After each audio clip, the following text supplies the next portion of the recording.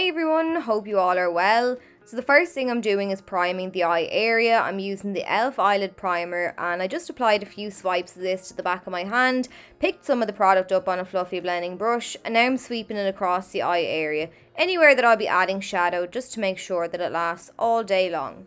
So I have another Colourpop X Animal Crossing palette tutorial. This time I'm using the Labelle of the Ball eyeshadow quad. If you like purples like me, you're going to enjoy this one.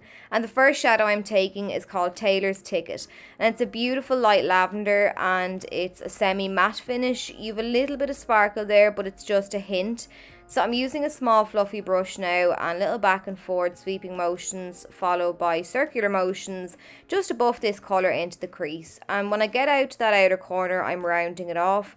I'm not pulling my brush outwards, kind of upwards and outwards towards the tail of my brow like I usually would, because I want a nice rounded appearance to the eyes today to complement the spotlight look that I'll be creating later on. And this pastel shade is just so beautiful, it's really easy to work with. I'm just adding another layer of it now and I'm building up the colour intensity. This time though, I'm sweeping some of the eyeshadow down on the inner corner of my eye, followed by the outer corner of my eye, and I'm leaving a gap in the centre of the lid for that spotlight illusion later on. Now I'm taking a small bullet shaped brush and I'm picking up some more of that lilac shade, and I'm very carefully sweeping this down along the lower lash line from outer to inner corner, and then I'm adding a second layer just to make sure that it really packs a punch. Next then I'm taking Serene Sable, which is a warm medium toned purple and it's a matte shadow. Purple shadows can be hard to formulate and therefore at times then hard to work with.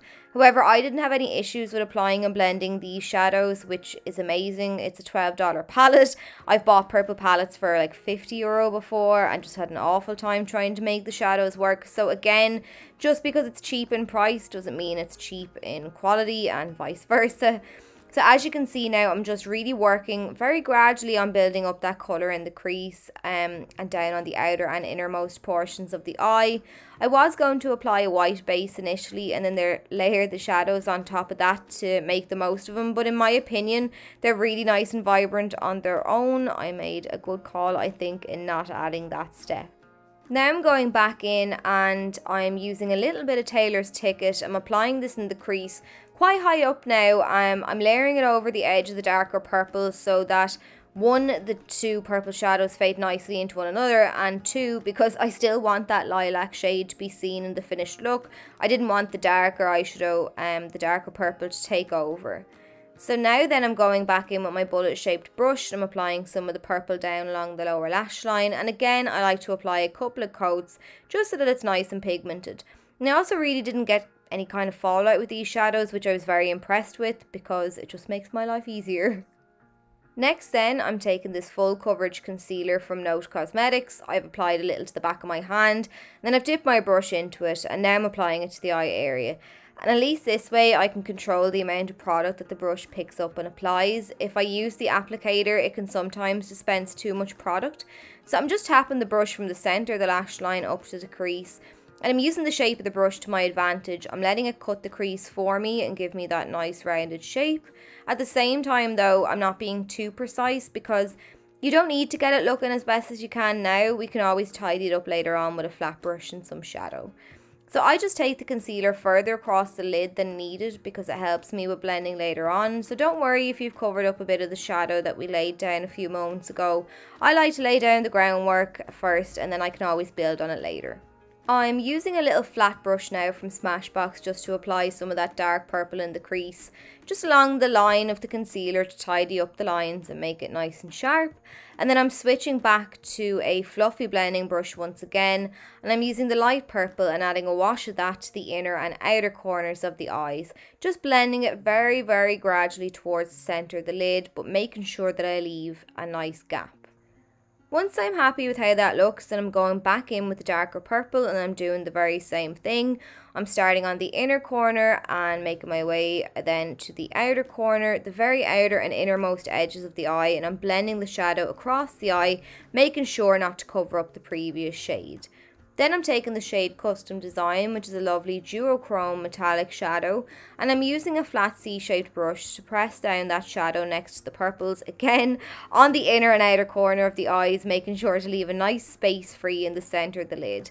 And I decided here as well not to use this shadow wet, just to see what kind of an intensity that I got from the shadow on its own, and I'm really happy. I think the shimmery particles pop nicely, and again the fallout is really minimal with these shades.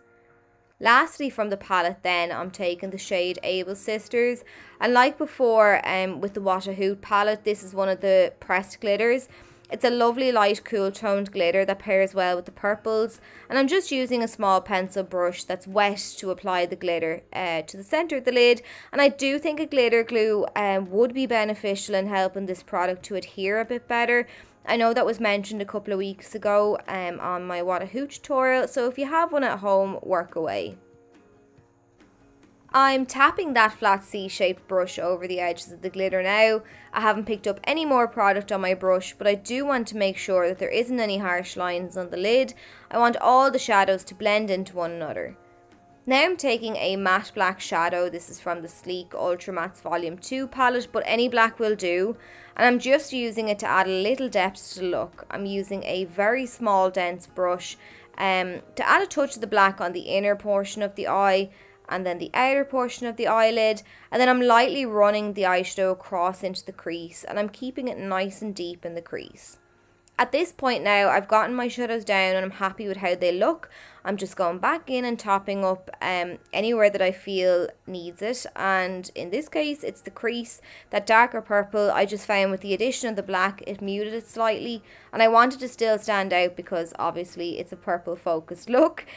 I'm then taking this retractable liner now from Physicians Formula, and I'm lining my waterline. I'm frowning so my waterline is exposed without tugging at the eye area, and then I'm running the pencil back and forward. Then I'm picking up some more of that black eyeshadow, and this time on an angled brush. I'm pressing it along the upper lash line, and this will help to conceal the band of lashes that I'm about to apply. And then I'm pressing the shadow down along the lower lash line, and I'm really going to smoke that down quite a bit. The lashes then that I've applied are the So Sue Glam Lashes in the style New York, and now I'm just using the Wet n Wild Mega Length Mascara to blend my own lashes in with the false ones, but then that's it.